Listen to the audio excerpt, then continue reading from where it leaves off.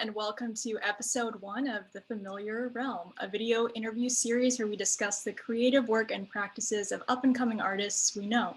I'm Anna Fleming. And I'm Katie Neece.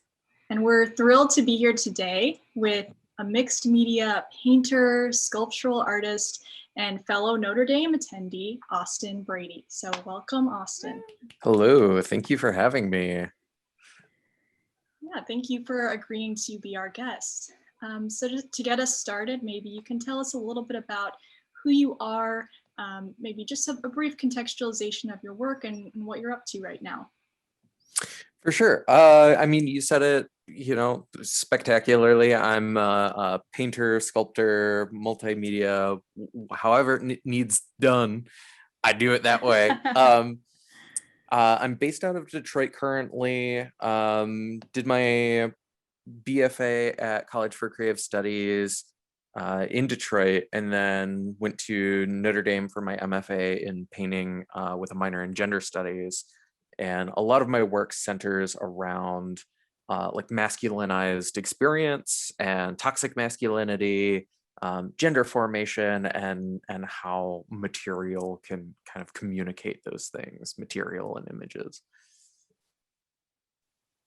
Yeah, that's great. I really enjoyed reading your artist statement, and I definitely have some specific questions about that a little bit later.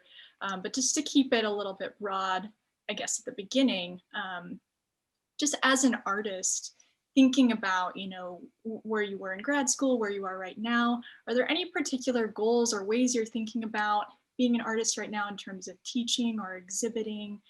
Sort of like what are important parts or elements of your practice right now? I have a hell of a lot more freedom. I mean, like we knew each other at grad school, and grad school was pretty restrictive as far as just like you have this path, you have to follow this path, you have to see it out, and then we spit you out on the other side. And there was a lot of points where I wanted to deviate, still talk about the same type of content, still talk about the same type of ideas, but work through them in different ways. And I feel like, depending on the program that you're in grad school, those are either so open that you don't know what to do, or so closed off that you feel like you're deterred from a lot of ideas.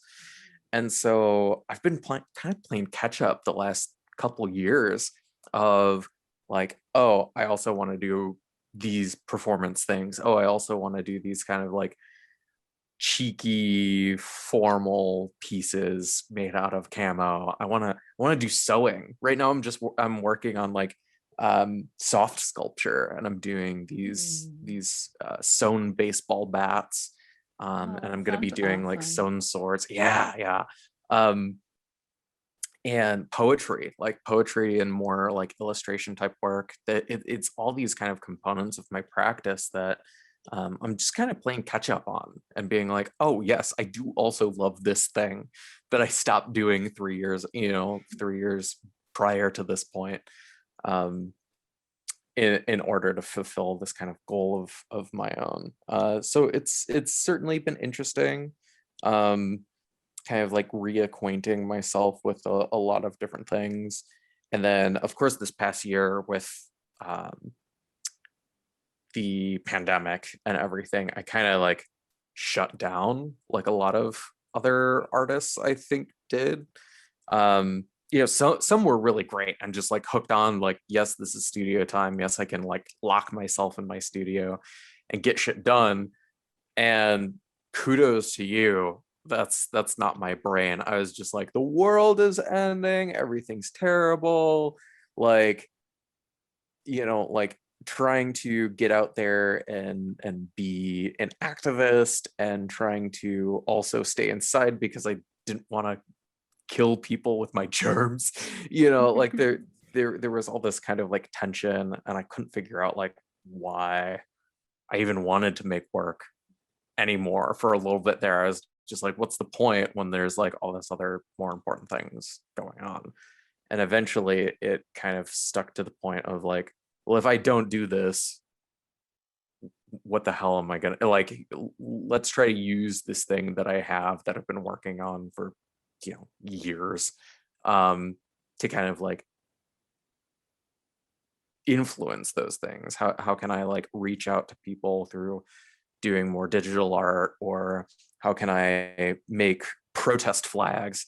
I made some like protest flags out of like hockey sticks and like reused fabric, and like medical flags and everything for people to charge in with. And there are also hockey sticks, so you can knock back some tear gas canisters and what have you. So I was like trying to use my skill set to still provide for the spaces that I was in, or that I wanted to like promote, despite all that. But yeah, it's been just like lots of catch up with these unfamiliar parts of my studio practice.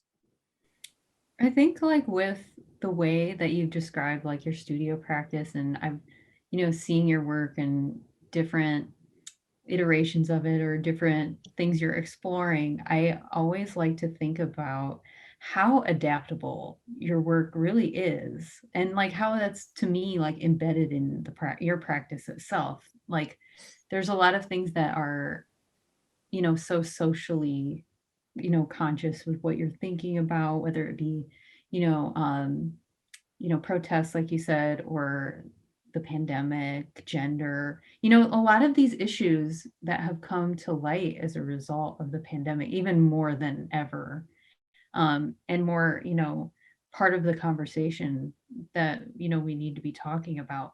But the great, interesting part about that with your practice, I feel like, is, you're saying like, oh, I'm picking up on these things that I, missed, or like that I, wanted to explore more of. And to me, it's so great because, in, I guess the silver lining is this gave you an opening to really explore those things. Maybe, I don't know how you feel about it, but like maybe kind of pushed you more towards that in an unexpected way, I guess.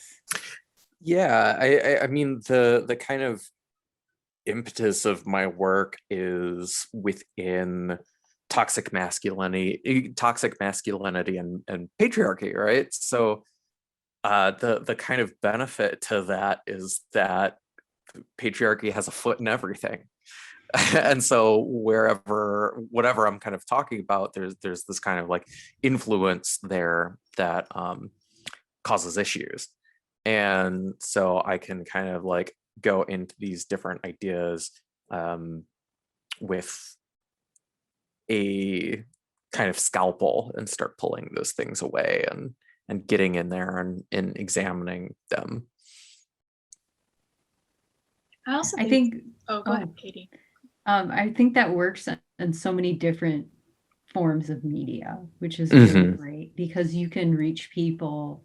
That's why, again, I appreciate your work because you can reach people on so many different levels. It's not just two-dimensional, painting, it could be, installation, like you said, sewing, like introducing the dialogue of like, you know, um, the concept of things like women's work and things like that too, like so many, or gendered, um, like spaces of work, like a bunch of Yeah, different yeah. things, which is super interesting, from the garage to the home to like a bunch of different, like what is delicate and like what, the making of something, or like the more quote unquote rugged, like the garage. So there's a lot of really great dichotomies, between those things. Yeah, and I think that there are some artists out there who they paint, and that's what they do, and they're solid at it. um and they explore the realm within painting. They look around, they investigate, and that's like the platform that they use. And I personally, within my own practice, that just feels so uncomfortable because uh like it feels like a not a good limit. Like I do like limits, um, but it feels like something that is just like there's some things that like an object can do that I feel like a painting can't, and there's things that a painting can do that an object can't, or things that video can do that photography can't. Like there's all these kind of like ways of communicating. And like if there's this system, right, this idea, this genre of art making that already kind of like leans towards the stuff that you're talking about, like my instinct is like, well, why do I have to recreate that system in a drawing? Why do I have to recreate that system in a painting when there's already the system of sculpture that works so well to talk about that? And I just find it such a kind of liberating thing. And I think it also has a lot to do with my undergrad practice as well. I mean, the way that CCS kind of ran was, hey, you are an empty vessel. Here's a million tools that you can use. And then at the end, you're just like, okay, like now I have all these different ways of doing something. What's the most effective way to do that? What's the most, compelling way to see my ideas out? Yeah, to me, it's certainly definitely a compelling aspect of your work is the way in which you challenge these sort of stringent categories, these almost, I mean, not quite, but largely institutionally enforced sense of like, you have these departments and specific disciplines, and you're in painting or printmaking or photography. And it can feel very cordoned off in some programs, and others it's very fluid. It sort of depends on the school and the community involved. But in your work, it's, even if you're within a painting program, you're very much thinking about sculptural practices, installations, different ways of engaging the work. And it's really amazing. And we'll show a couple images of your work in a little bit so that anyone who's watching can really see that visually. But I do want to ask, sort of taking us back, tracing the development of your work, has that always been a part of your thinking? Is that something that developed at a specific moment, or has that always been the way you've approached making visual artwork, with this sort of, like whatever tools I need to get these ideas and express these ideas are, out there for the taking? Or did you start out thinking like, oh, I have to limit myself to this category, and then was there an epiphany moment where you sort of broke free from that mindset? Or I'm just interested in hearing how that developed for you personally. I think it really comes out of, and this is going to sound a little silly at first, I think, but I think it comes out of like growing up as like a poor trailer trash kid, and just be like, hey, we don't have money for a half pipe. Go down to like the corner. I saw a weird chunk of wood, drag that back here. Like, or, we're trying to build this thing, or we're trying to like fix something in the house, but we don't have the proper parts. So let's go out and like grab some pipe or whatever and fix it that way. All right. It's this improvisational kind of thing about like, you have to deal with what you got, when you're like low income, when you're in that like bottom line of like social economic status. And it's super weird kind of coming up and going to these like larger institutions as an adult and still having this weird scrappiness in the back of my brain that's just like, like I hate departments. I hate that, like this kind of separation. Like why can't I do this thing? Like it's just strange, right? Like now it seems like you have more freedom when you're like in an institution. And I'm not meaning to like just sit here and rail on institutions. I mean, I teach at an institution, so I get it. But like, I say these things because I love the spaces of learning so much that I want them to be better. And be more accessible and be more like free. And like have kind of more empathy for the people who are like, no, I can't go out and buy a, like uh 70 by 80 panel for my painting 2 class to paint like just this terrible painting on that I'm not going to like in 3 years, right? We've all been there. We all made terrible paintings, and they were very expensive things, so like that kind of like adaptability is something that's inherent to my growing up and my lifestyle, all that jazz, right? And I just you never lose that adaptability. Yeah, I love the description of your work as this kind of adaptable is a really good work, but also in your statement you write about a sort of like Frankenstein picking at his bolts, and I think that's such a lovely way to capture what's happening, this sort of like patchwork quality of like things that just have to come together because these are the materials that are around, and yet create their own sort of have their own vital quality and infuse the work with something really interesting. But there's certainly this like anxiousness around materials that maybe we're not used to seeing engaged in a fine art context, or there is an accessibility question too that I think is really important to think about. I'm going to go ahead and share my screen and sort of just filter through some images here so that people have maybe a sense of what you're talking about. But Katie, feel free to ask questions while I'm doing this. But I'm just letting you know I'm going to go ahead and start sharing some images. Yeah, so I know that this is a really nice collection of some of the works here for sure. And I know you're talking about different like materiality, different surfaces, and I can tell that definitely is playing a role with like your experimentation of like, what is an art object, like what is a painting, and combining all of these images together. Yeah, could you talk about too, like how the Midwest is like infused in that kind of, um, I guess, standpoint of like where you're coming from with the imagery, um, especially like maybe hunting, things like that, like some of that culture going on. Yeah, so I think it started with my interest overall in identity. This is something that like years and years ago I was just like, yes, identity is this like really weird thing.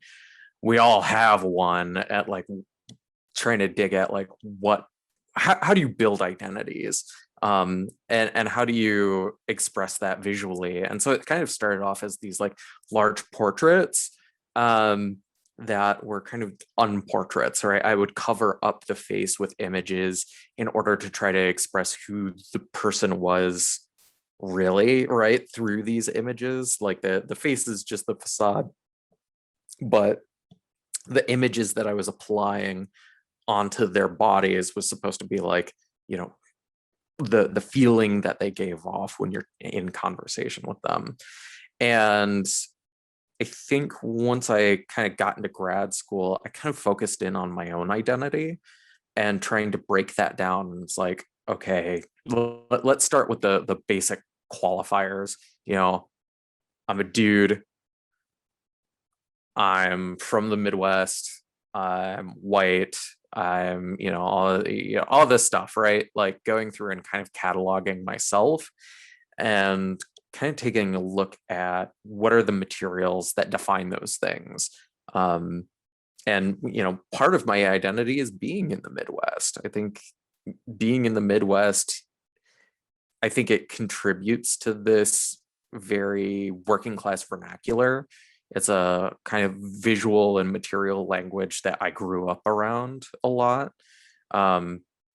So like, having to do tattoos at kitchen tables as a teenager to make some money, or being angry at like your mom's boyfriend and punching a hole in the wall in the drywall, and drywall being this material that comes back into the work, or building stupid things with your friends out of 2x4s. I do recall like making lots of weapons in wood shop in my high school days, which like in retrospect, like somebody should have been like, hey, this goth kid is making weapons in wood shop, we got to put a stop to that. But nobody did. And then we would like shoot dumb videos of it, like these Final Fantasy-esque battles in my friend's backyard with these big dumb weapons, right? And that comes directly into my work. I'm still making big dumb weapons. I'm still like dealing with these materials. And we're seeing some drawings right now, like comics. That's another thing that kind of comes into it. Being within like nerd culture as well. Things like D&D dice, comic books, this kind of dual space of, you have this like hyper macho kind of like redneck kid coming out in my work, because I did grow up in like northern Michigan, where it's like the masculine archetype is you just get drunk, you get on your snowmobile, and you like drive through town with your shotgun on your back, like that's what you do. And then like the other side of that is the kind of like vengeful nerd, right? And there are these two realms of this like very toxic masculinity that kind of like feeds back into the work. And I'm like, okay, I do still love comics, I love barbarians, I love like D&D, I love magic. And then there's something so seductive about the like macho, like I'm gonna go build a thing, and I'm gonna like like use my hands, get dirty, and go mudding and drink beer. Like there's something so seductive about those two worlds, yet they're so like rife with terribleness in them too. So it's like, how do I deal with that from a material standpoint? How do I talk about that while also trying to like separate the wheat from the chaff, right? How do I try to peel some of that back and exercise these demons a bit within, I guess, myself, and then like hopefully that can kind of become a guidebook for other people who share my experience to do something similar. Because I think that like masculinity studies has to come a long way. Like feminist studies has been like going at it for a really long time, and it's time for us to kind of like sit down, listen to feminist studies, be like, okay, how do I be introspective? How do I look at my own material surroundings, my own images, all these things around me, and start to do that work and like detoxify the landscape around me. And so material, I think, is part of that for sure. I think one of the most successful, you do it in a lot of different ways with different media, but one of the most that hits me the most as far as like, a female like viewing these images is, like the broken swords, like the way that you deconstruct the actual, this kind of embedded toxic object, like a sword, a baseball bat, a flail, and you turn it on itself, like introspectively, and you create this dialogue with the object. So there's a lot of really great little nuggets in the work as it is, that I see. But especially with the broken sword and the chain connecting it, like it's not going to work right, or the flail combo. If you could go to that one, Anna, and then, for example, like it is harming itself. Yeah. So it's like, and I really love the concept of that. And especially maybe you could talk about just like briefly about this piece and the little vignettes in it and what, like, where that idea came from, because I think you were talking about medieval weapons, but I thought this was really a striking piece to me. Yeah, flail. I mean, you hit the nail on the head with like the way that I was thinking about, like, something that harms itself through use. And we see this a lot, both in like very playful iterations of masculinity, where it's like, oh, look at me, I'm gonna like jump from a really high height into this pool, and then like ultimately like fail, right? Like we hit our foot on the edge of the pool or something, and it's this kind of it's not exclusive to masculinity, but it seems to be amped up within masculine performance to kind of like Mhm. do these big stupid things and end up hurting yourself through that interaction. But I think it also comes into play when we look at some of the more sinister parts of it too, you know, like bottling things in and, you know, lashing out in kind of like aggressive ways. Like you're destroying yourself through the use of masculinity.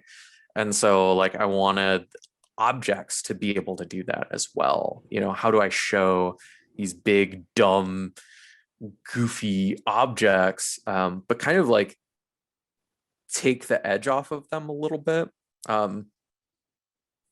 So sometimes it's a lot more funny. Like I'll cast baseball bats out of silicone, or like I had mentioned earlier, I'm making like basically stuffed bats, you know, like fabric sewn bats. Um, you know, things that, yeah, like this one, like things that just like aren't going to work, right? And so I think that's really important for the objecthood in these, is that like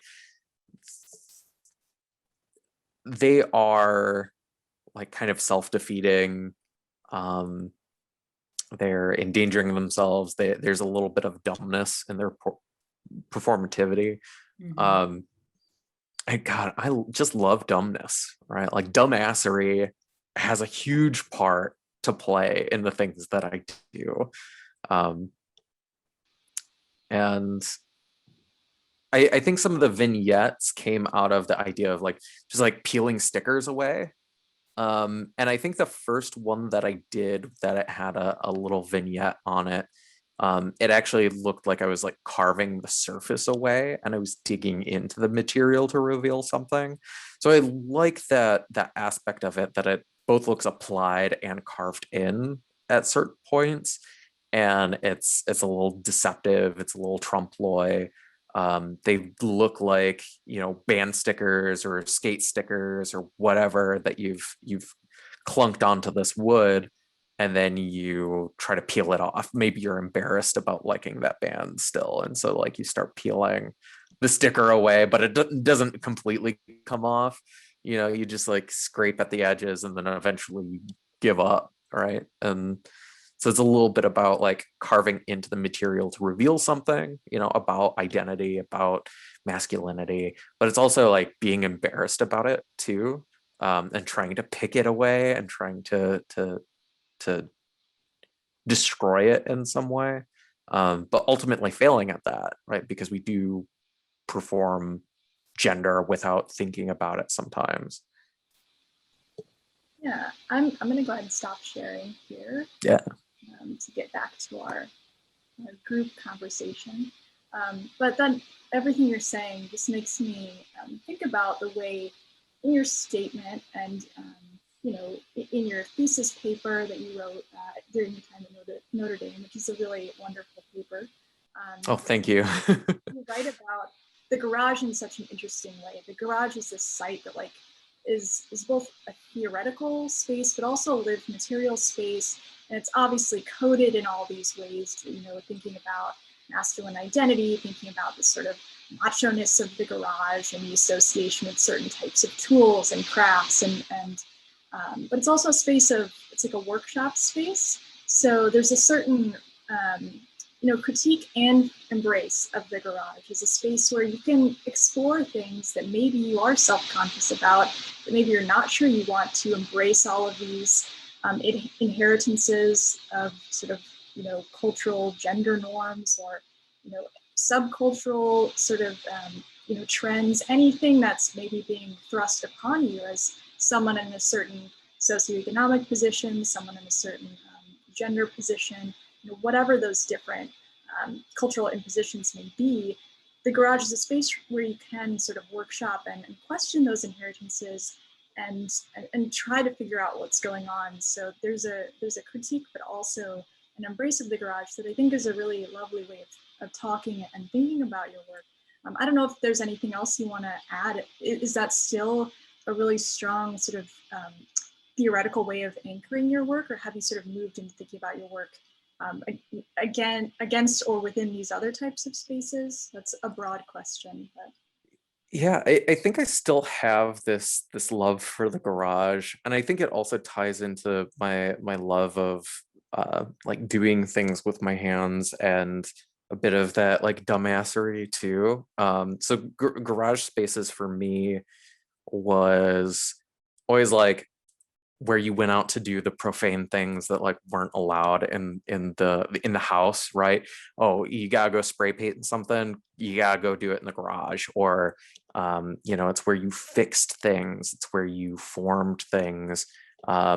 You weren't allowed to have band practice in the house because it was too loud, so you have to go do that like act outside. But it's not completely outside, it's still this space that's between like the domestic, the domicile, the home, and then the public, right? Like it's this in between space. And I think it just offers so much as far as like freedom and experimentation, like you said, I'm just still so much in love with. And the fact that you can kind of pull up that carport door and expose yourself and let the garage become a stage and um, live out this kind of like live experience. It's like the restaurants that like cook in front of you, right? Like it's not just about the presentation of the piece, when you look at it, but it's a little bit about like revealing a little bit of that. I think Tom Sachs has something really, really nice about like working until you start to erase the evidence of work, that I really kind of like took into heart, and it feels very garage-esque, like to do something until it's ready to present is a highly policed thing, that also typically comes out of like having the tools and resources to make it so completely polished and make it perfect. So it's highly reinforced, it's highly resource heavy, it's very, very tight to kind of make a piece to a hyper level of finish that I think doesn't do a lot of service to my work, because you should see where like joints are done poorly or when joints are done well, or you should see the type of wood that I used for this particular thing, to give kind of evidence of the work without erasing that evidence. Because I don't think, as much as we can kind of like hack at the concepts of gender, that gender or that identity, that like way that we express ourselves, always has points of failure. It always has points of like, oh, I tried to say this thing that's super cool and it just came out terribly. Or like, I tried to impress this person because I fancy them and I, like shit my pants, right? Like there's this always opportunity for failure in those things. And I like having that evidence. I like that rawness that the garage kind of like inspires, because it's not about making it in a machine shop where it's hyper polished. It's about working in the garage until something functions the way that you need it to, and then that's the end, right? Like that's the cutoff point for the work. It functions, it's utilitarian, it goes out, boom, it's ready to go. Yeah, I think that that's a great way to describe it. And I've always loved the concept of the garage as a site, because I think it really serves the work so well. And it's like the perfect centralized the kind of like location for all of the decisions that you make.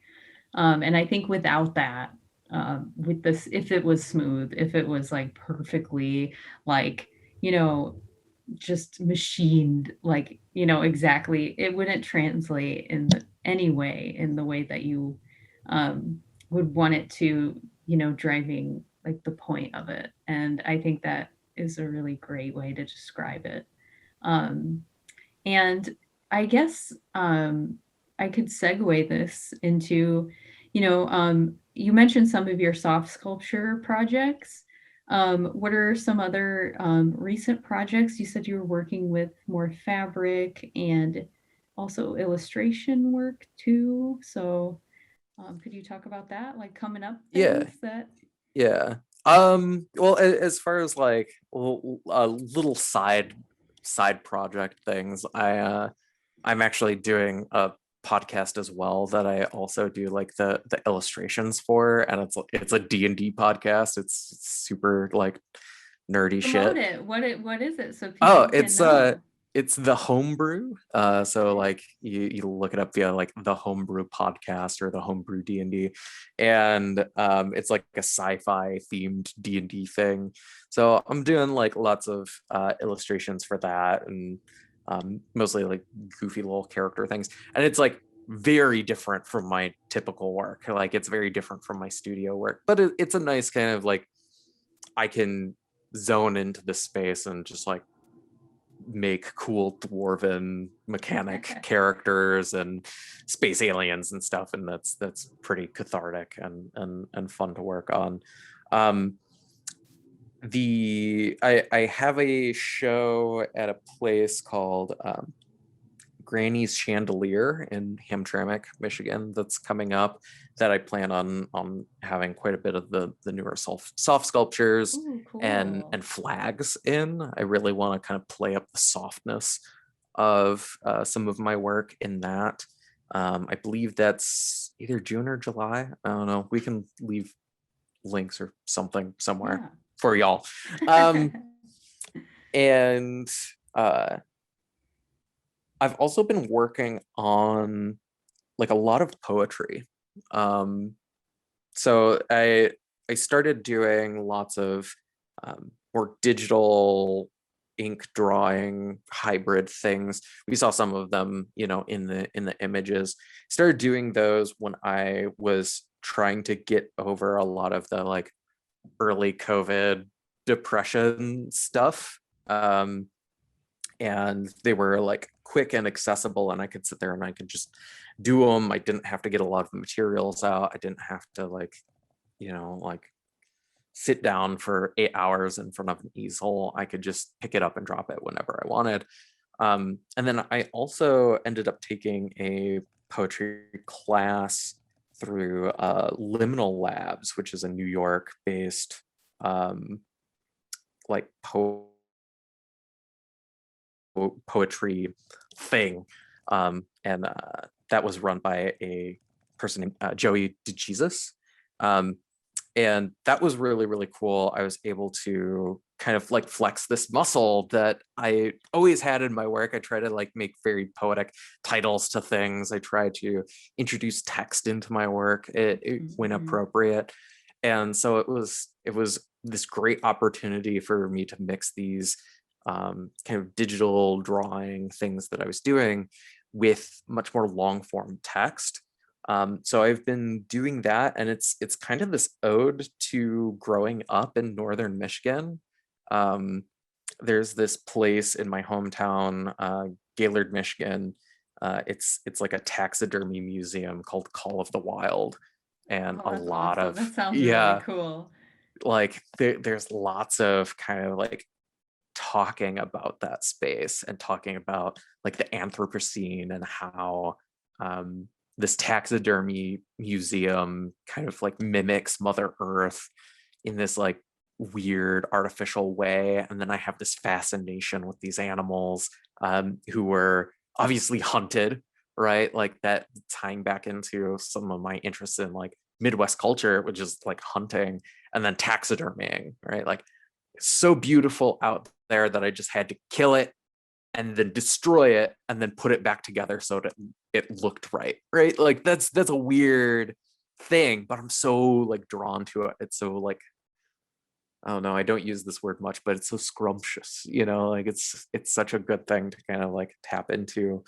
And so it's this kind of interplay between this like reality and fiction, and I can kind of play in that space a bit. So the poetry has been super, super fun. And I've also been doing a lot more like uh, minimal painting surfaces.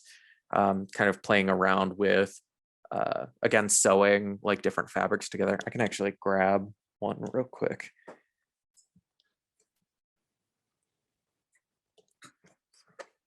Yeah, so this is kind of like the more Yeah, I things love that. yeah, more along the lines of like the Doom piece that we saw earlier, that was like the pink insulation with the laser cut like Doom logo on the front. Yeah. Like doing more of these are very cathartic. These are very like, you know, meditative. I can just like sit down, whip these out, and be like kind of playful and goofy with them. So like What does it say? it says my big PP.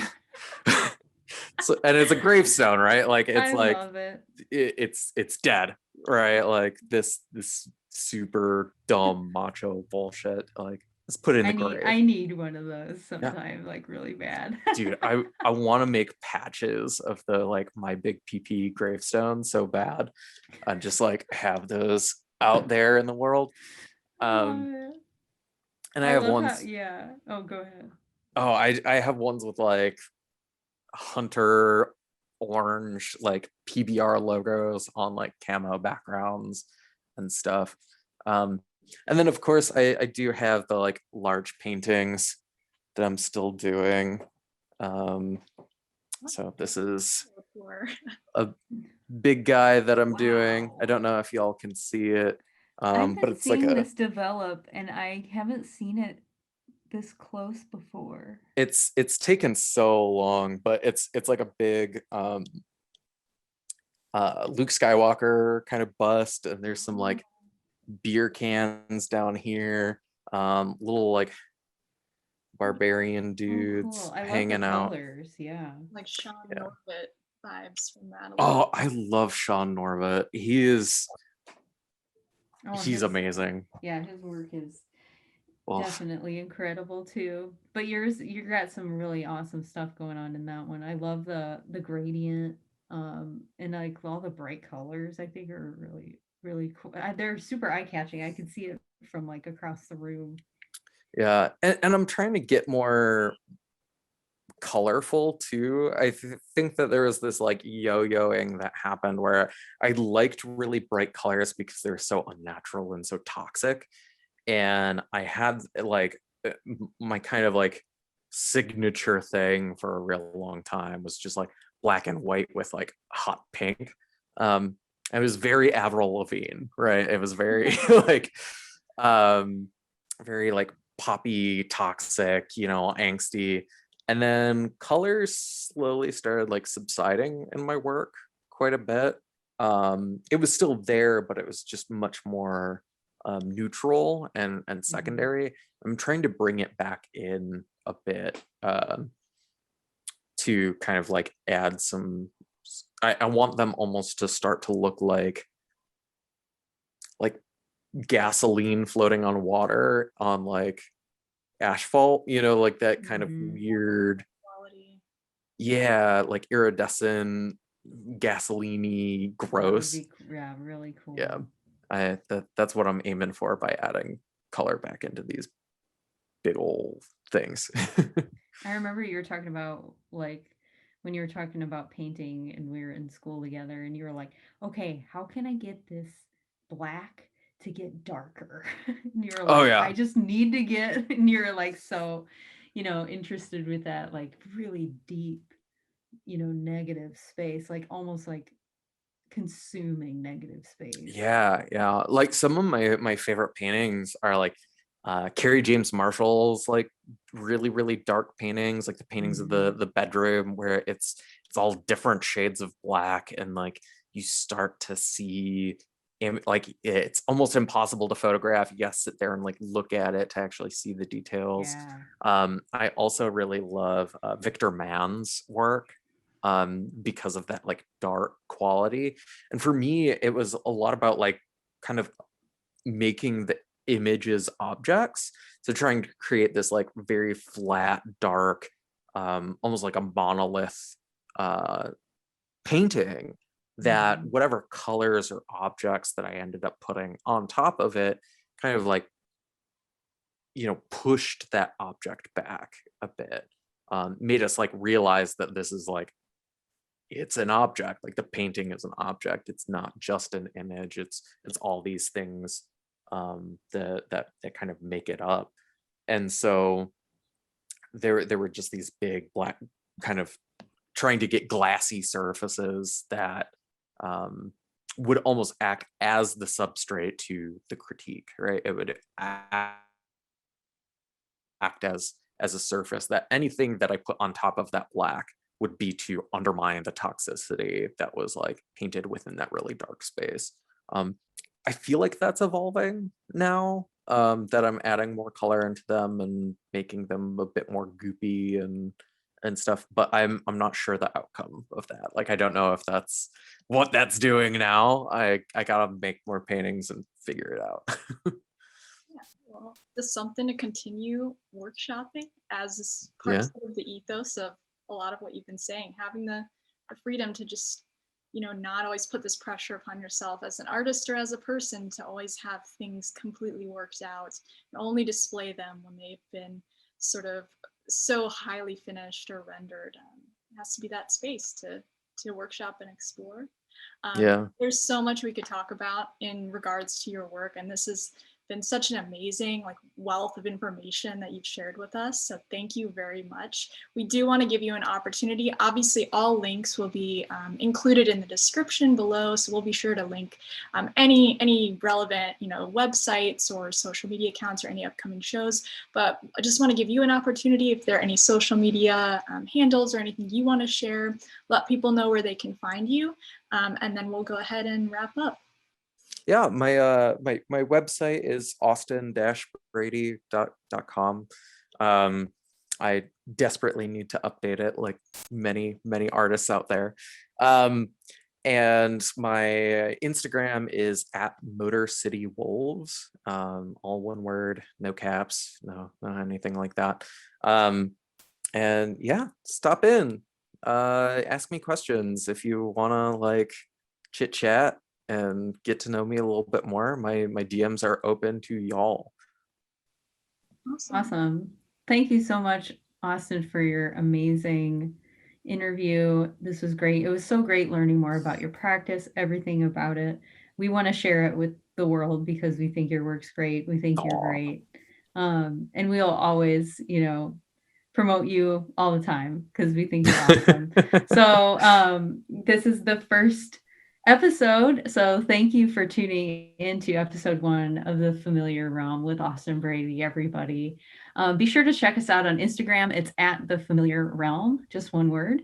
And also check out Austin's work at Motor City Wolves, like you mentioned, and his website for sure. We'll include these links in the website of his website and other relevant accounts or like his show coming up. So definitely stay tuned for that. We'll post that in the description. So we will see you next time on The Familiar Realm.